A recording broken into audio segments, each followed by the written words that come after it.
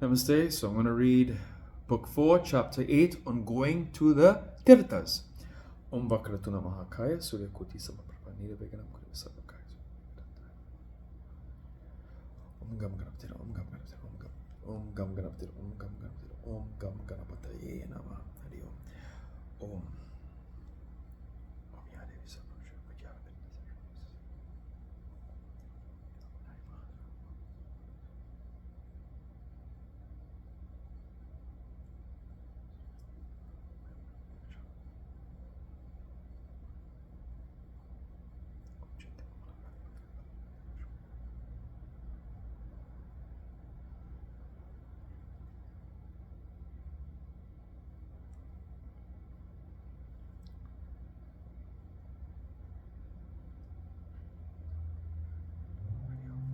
Hari Om Tat Sat.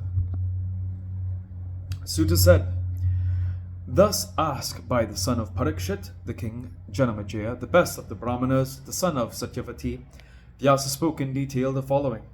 The virtuous Janamejaya became very much sorry and despondent when he heard in detail the improper acts of his own father Parikshit, the son of Uttara. Owing to insulting the Brahmin boy, his father had to go to hell, and he was constantly thinking how to release his father. The son called Putra, the son is called Putra, for he releases his father from the hell named Put. He is the true son that can do so. The fortunate son of Parikshit became very much tormented and bewildered with fear when he heard what was the fate of his father, who died bitten by a serpent on the top of a palace due to the curse of a Brahmin, void of any bathing, charities, and the purificatory acts. When Vyasa returned home, Janamejaya asked him the whole course of events of Narayana. Vyasa said, O king, when the terrible Hiranyakashipu was slain, his son Prahalada was installed on his throne. During the government of Prahalada, the chief of the Dechas, the worshipper of the Brahmanas and Devas, the king on earth began with faith to do many sacrifices for the satisfaction of the Devas. The Brahmanas were engaged in their tapasya dharma and in frequenting the places of pilgrimages, the Vyasas in their trade, and the Sudras in serving the other three classes. The incarnation of Hari, the Nrsimha man-lion, made Prahalada the king of the Dechas in the Patala, neither regions. And Prahalada, engaged there, spent his time in the preservation and welfare of his subjects. Once on a time, the great ascetics, Chayavana Muni, the son of Bhrigu, went on his way to bathing in the river Narmada and the place of pilgrimage, called Vyarhitesvara. There he saw the great river Riva, and while he was descending in the river, a dreadful snake caught hold of him and carried him to the Patala. The Muni was greatly terrified and began to think of the Devas, Janardana Vishnu. On remembering the lotus-eyed Vishnu, the serpent lost his poison, and Chayavana Muni did not find any trouble, though carried to the Patala. Then the serpent, coming to know of the power of the Muni, left him for fear that the Muni might curse him. The snake afterwards repented very much. Chayavana, the best of the Munis, worshipped by the daughters of the serpents, roamed there and entered once into a beautiful palace of the Nagas and the Danavas. While he was walking, he was sent by the religious king of the Dechas, the Prahalada. The lord of the Dechas, on seeing him, worshipped him and inquired of him the cause of his coming there. Are you sent here by Indra? Speak truly, O best of the Brahmanas. It is to pry into my kingdom out of the enmity between the Devas and the Dechas. Chayavana said, what have I to do with Indra, that I might be sent by him as a spy messenger to your city? O chief of the Dechas, know me as Chayavana, the son of Bhrigu, prompt in religious duties and whose eye is illuminated by knowledge. Do not fear that I am sent here by Indra. When I went to bathe in a place of pilgrimage in the holy Narmada and dropped into the river. A poisonous snake caught hold of me and carried me here.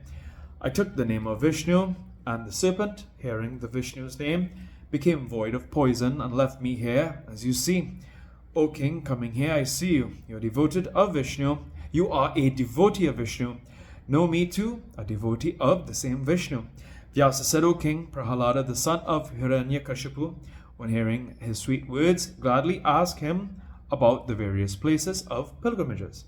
Prahalada said, O best of Munis, kindly describe to me in detail which are the places of pilgrimages on the earth, Patala, and the heavens that verily lead to holiness. Chaivana said, O king, he whose body, words, and mind have grown pure, to him his every footstep is a place of pilgrimage. He whose heart is impure and defiled, to him the holy Ganges even is a thing more hated and worse than the Kikata country, the name of Bihar. Every holy place will impart holiness to him whose mind is first pure and deprived of sin.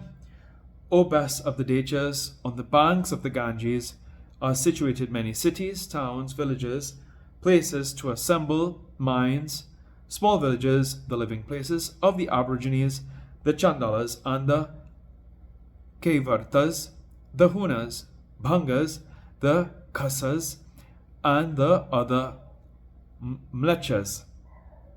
The inhabitants of the above places drink at their will the holy Ganges water, equivalent to Brahma, and bathe therein and do other works. O king, there is not even a single soul becomes pure. What use is a holy place to him whose heart becomes attached to the sensual objects, and who can therefore be called the lost souls? Know, O king, the mind as the principal factor in any religious act or in any holy place. He who wants purity, let him first make his own pure mind. The residents in any holy place derive others and thus incur great sins. The sins committed in a place of pilgrimage can never be removed. They become unending and inexhaustible. As the fruit, Indra Varuna, is never sweet, though fully ripe, so whose heart is defiled, he can never be pure, though he bathes hundreds and thousands of times in the Tirtha water. He who wants welfare of his own and others, he should first make his mind pure. When his mind becomes pure, then the purity of material things and the purity of conduct can have any effect. Then and then only resorting to places of pilgrimages become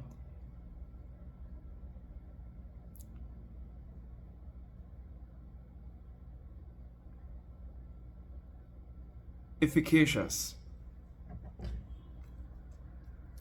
It's a new word for me. Efficacious. So I'm going to try efficacious.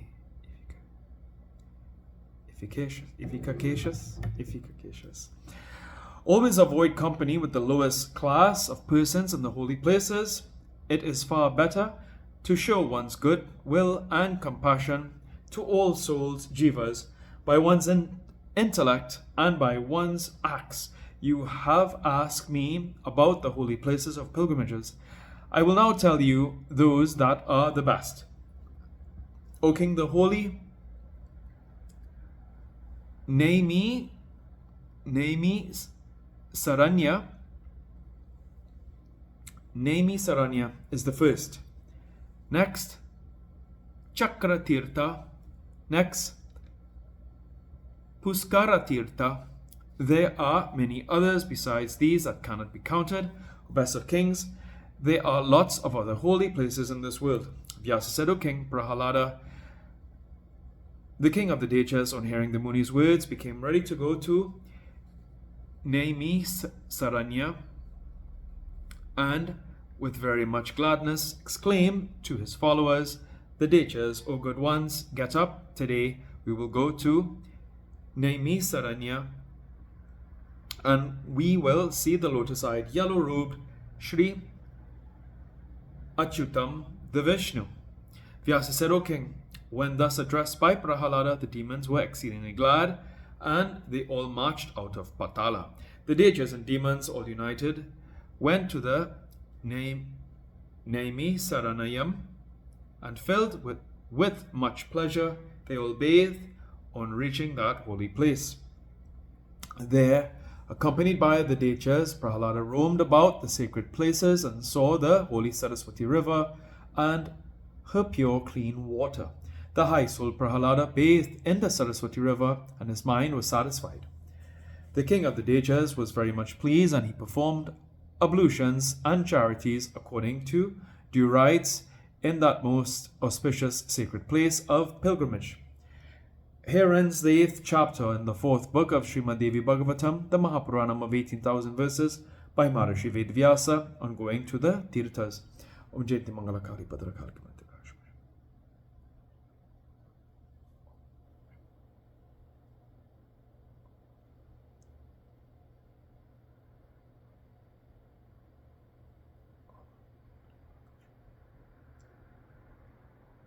Om Tuya Mata Chipita Tuya Vandu Shachas.